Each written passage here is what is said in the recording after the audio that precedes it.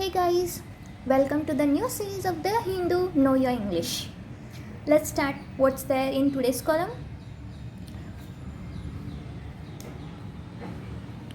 What is the meaning of Have the Blues?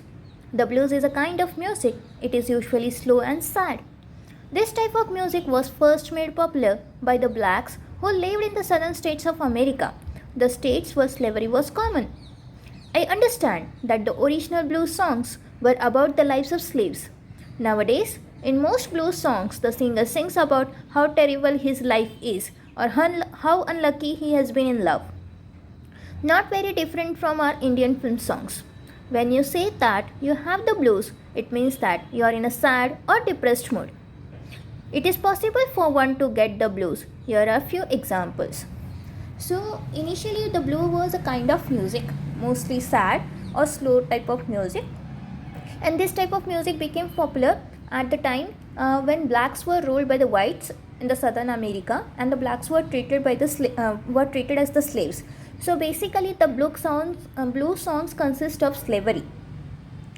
Nowadays, the blues songs also are the songs in today's generation. Those songs also indicate how terrible their life is or how unlucky they are in love.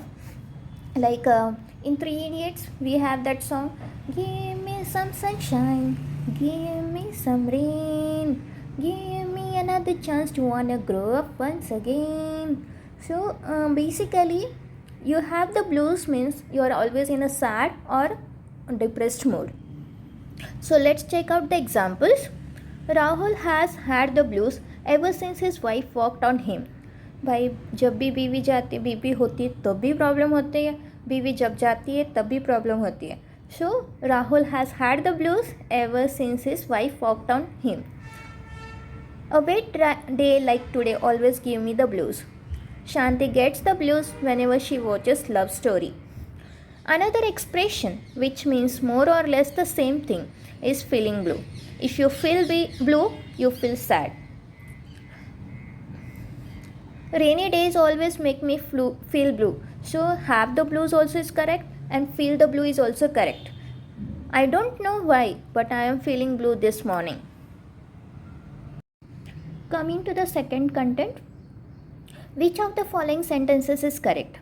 Neither Mohan nor Geeta is going home, or neither Mohan nor Geeta are going home. So when we write, that time we use correct usage of the grammar verb, but when we speak, we mostly make this common mistake, neither Mohan nor Geeta are going home. This is incorrect statement. Let's check into the following matter and we'll understand what is the correct usage of the verb.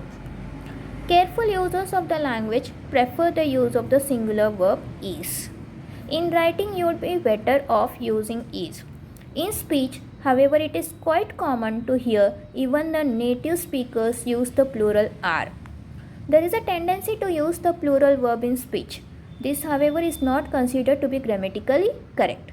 So, most of the time, we go with are, which is incorrect. We go with the plural verb, which is incorrect. We need to check which noun is presiding that particular verb, and accordingly we have to use the correct usage of that particular verb. So the verb that you use will depend on the noun which precedes it. So this is the key takeaway from this particular content. What will decide the verb? The noun preceding it. Here are a few examples. Neither the father nor his children were willing to go home.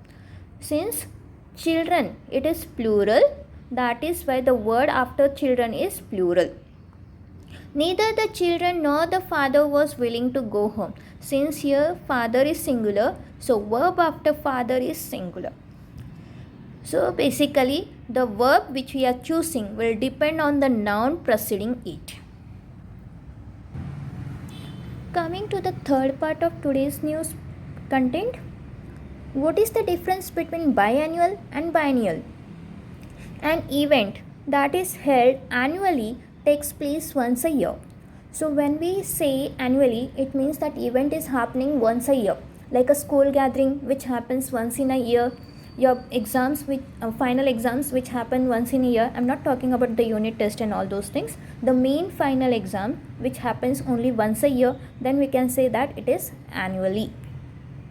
The word by is pronounced as by, means two. So an event which is held biannually is one that is held twice a year. So if an event is happening twice a year, then you can say that biannually. Like the PTM is scheduled biannually, means parents teacher meeting is held twice a year, means in a year it is happening at 2 times. Then we can use biannually. So this is the key point over here. Biannually means the event that is held twice a year. The chairman decided to make the board meeting a biannual event. In this case, the board will meet twice a year, perhaps every 6 months. A biennial event, on the other hand, is one that takes place once in 2 years. If an event is happening only once, but in the tenure of 2 years, then we go with biennial. So this is another key point over here. The chairman decided to make the board meeting a biennial event, means in 2 years they will meet only once. In this case, the board will meet once every 2 years.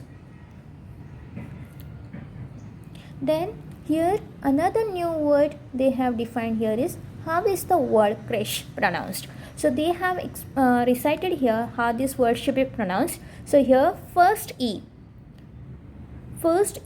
will be pronounced like set, get, bet, means cray. And the second E is the silent over here.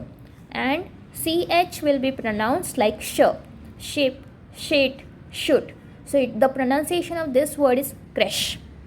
And what exactly the creche means is, a creche is a place where babies are looked after while the parents are away at work. So mostly nowadays parents are working, so they keep the babies at daycare. So instead of saying daycare, we can say that a creche. Creche is a place where babies are looked after while the parents are away at work.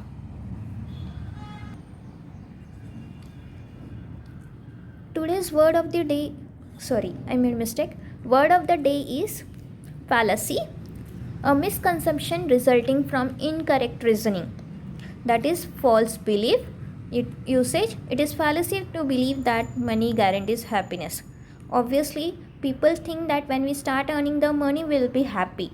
But no, it will always create another desire and ultimately will be sad. So this is why they have used the word over here. It is a fallacy to believe that money guarantees happiness, means this belief is false.